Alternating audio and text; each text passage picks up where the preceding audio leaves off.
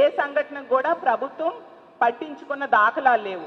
కొన్ని సంఘటనలు ఎక్కడైనా వీళ్ళు పట్టించుకున్నారు అంటే ఏవైతే జగన్మోహన్ రెడ్డి గారు పరామర్శకు వెళ్తారో అక్కడికి మాత్రం హోమ్ మినిస్టర్ గారు వాళ్ళ మంత్రులు తొందరగా వెళ్ళి జగన్మోహన్ రెడ్డి గారి కంటే ముందు క్రెడిట్ ఏదో కొట్టేయాలి అన్న టైప్గా వీళ్ళు వెళ్ళి పరామర్శ చేస్తూ ఉంటారు తప్ప వీళ్ళు స్వతహాగా వాళ్ళంతటి వాళ్ళు ఈ కుటుంబానికి ధైర్యం చెప్పాము, ఈ మహిళకి ధైర్యం చెప్పాము అనే సంఘటన ఎక్కడ కూడా మనం చూడని పరిస్థితులు నెలకొని ఉన్నాయి.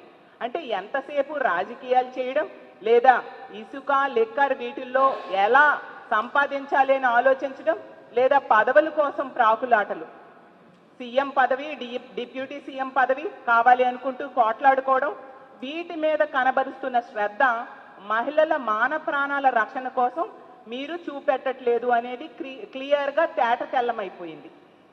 ఈ రాష్ట్రంలో ఉన్న కూటమి ప్రభుత్వానికి ఈ రాష్ట్రంలో ఉన్న మహిళలందరి తరఫున నేను వేడుకుంటూ ఉన్నాను, బెల్ షాప్స్ తొలగించండి. బెల్ షాప్స్ వలనే ఇంత విచ్చలవిడిగా మద్యం దొరుకుతూ ఉంది.